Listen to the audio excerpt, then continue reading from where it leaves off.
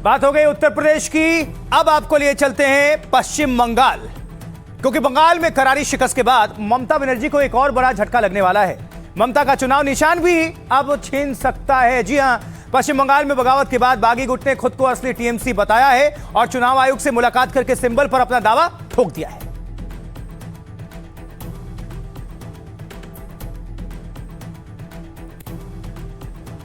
और इधर दिल्ली में हलचल के बीच कोलकाता में ममता बनर्जी के घर पार्टी के दिग्गज नेता पहुंचे। अभिषेक बनर्जी के साथ महुआ मोइत्रा ममता से मिलने पहुंच गए, जिसकी तस्वीरें देखिए। आपको बाबू किया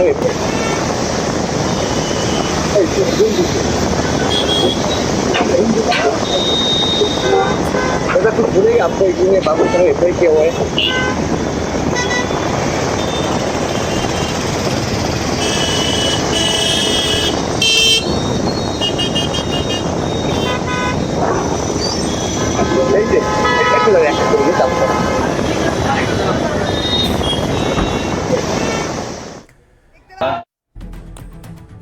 देखिए, शुभेंदु राज में अवैध अतिक्रमण पर बुलडोजर एक्शन जमकर हो रहा है। मतलब उत्तर प्रदेश में बुलडोजर यानी पीला पंजा गरज रहा है, तो पश्चिम बंगाल पीछे नहीं है। कैसे, कुछ तस्वीर दिखा देते हैं। देखिए, टीएमसी नेता शौकत मुल्ला के बेटे के कैफे पर बुलडोजर चल गया। ये देखिए तस्वीर।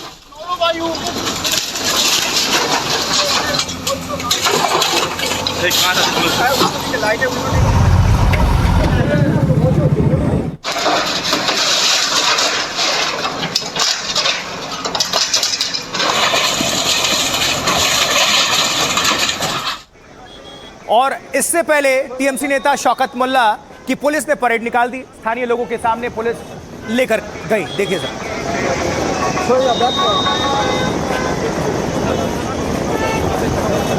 पहले नहीं है शौकत मुल्ला जिनकी परेड निकाली है पश्चिम बंगाल पुलिस ने।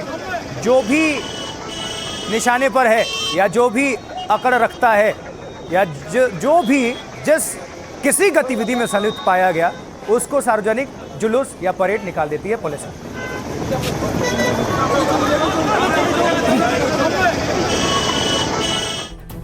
उधर टीएमसी नेता का अवैध गेस्ट हाउस भी बुलडोजर से ढा दिया गया। कैसे, आइए दिखाते हैं। देखिए ये तस्वीर, ये पश्चिम बंगाल के बशीरहाट में ये बुलडोजर एक्शन हो गया, ये ढा दिया गया अवैध।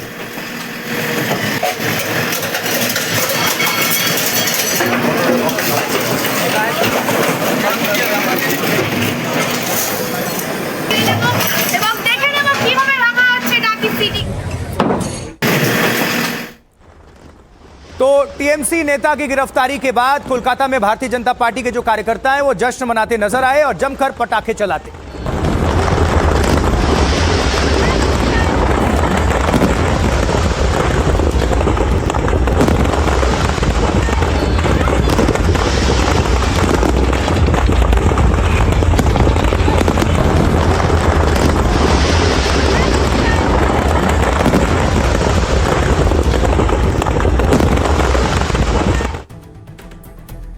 लेकिन ममता की बड़ी टेंशन जो है वो चुनाव चिन्ह को लेकर है इस वक्त। क्या ममता बनर्जी का चुनाव निशान छिन जाएगा, ये प्रश्न है। टीएमसी में अब सिंबल की लड़ाई तेज हो चुकी है काफी। टीएमसी के बागी गुट ने चुनाव आयोग से मुलाकात की है और बागी गुट ने 2/3 विधायकों के समर्थन का दावा किया है।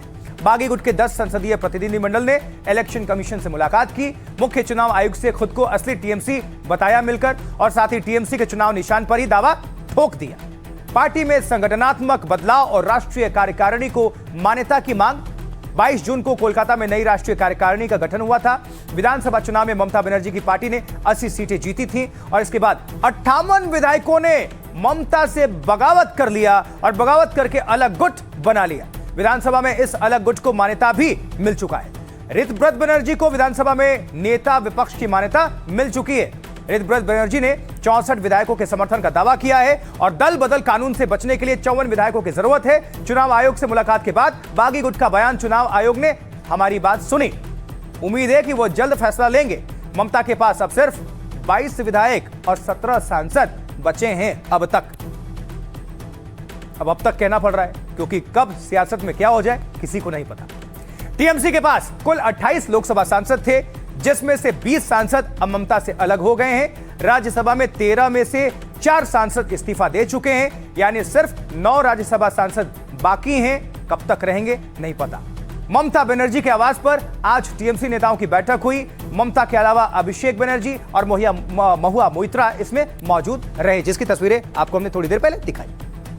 टीएमसी यानी तृणमूल कांग्रेस में सिंबल की लड़ाई दिल्ली पहुंच चुकी है और इस पर दिल्ली से लेकर कोलकाता तक कैसे बयानबाजी तेज है, सुनिए सर। मांग का तो कोई सवाल नहीं, हम लोग ऑल इंडिया तृणमूल कांग्रेस है। अच्छा, तो मांग क्या करेंगे? हम लोग ऑल इंडिया तृणमूल कांग्रेस है।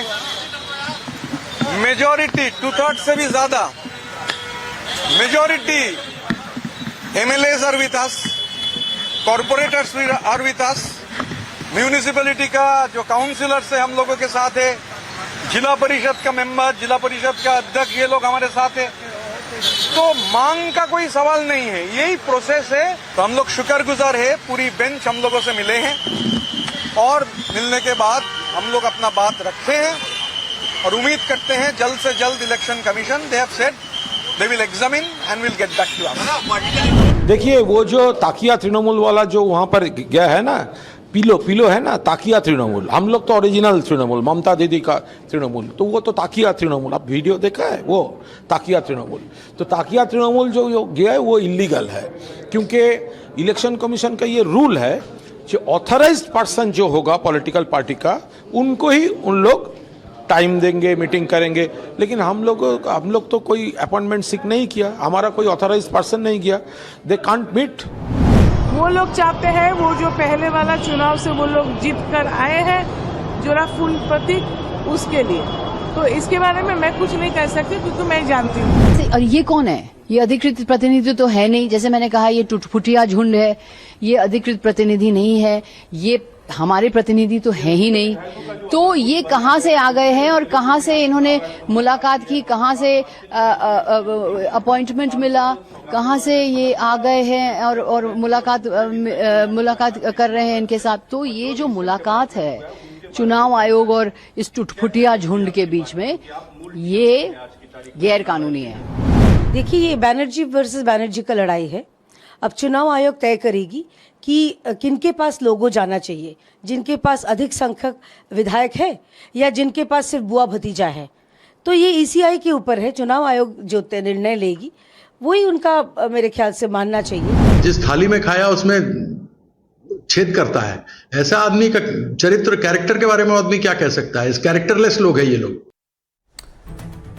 चलिए आगे बढ़ते हैं और अगली बड़ी खबर आज की आपके सामने रख देते हैं, क्योंकि मोदी कैबिनेट विस्तार को लेकर अटकलें तेज हैं, लगाई जा रही हैं अटकलें। अब नीतीश के मोदी कैबिनेट में शामिल करने की डिमांड भी हो रही है इस बीच, और जेडीयू ने नीतीश को डेप्यूटी प्राइम मिनिस्टर बनाने की मांग कर दी है, यानी कि उप प्रधानमंत्री।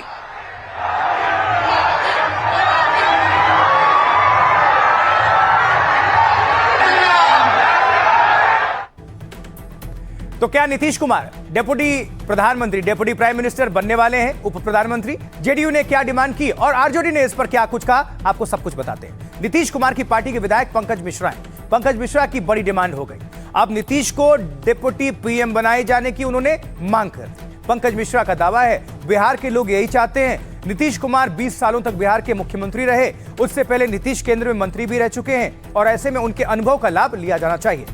जेडीयू विधायक ने कहा कि मोदी मंत्रिमंडल का विस्तार होना है, ऐसे में नीतीश कुमार तो केंद्र में मंत्री रह चुके हैं, इसलिए डिप्टी पीएम बनाया जाए, वही उचित सम्मान होगा। तेजस्वी यादव ने जेडीयू विधायक की मांग पर बयान दिया। तेजस्वी यादव ने कहा कि नीतीश कुमार प्रधानमंत्री के लायक हैं, उप प्रधानमंत्री बोलकर उनकी बेइज्जती की गई और इससे पहले भी आरजेडी ने नीतीश को बड़ी जिम्मेदारी देने की मांग की थी।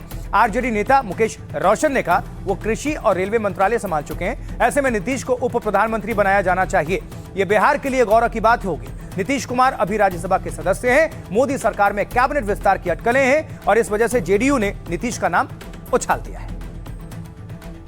अब सुनिए डेप्यूटी पीएम की मांग पर कैसे बयानबाजी हो रही है। कि भाई पहले भी वो भारत सरकार के कैबिनेट में रेल मंत्री रह चुके हुए हैं, कृषि मंत्री रह चुके हुए हैं।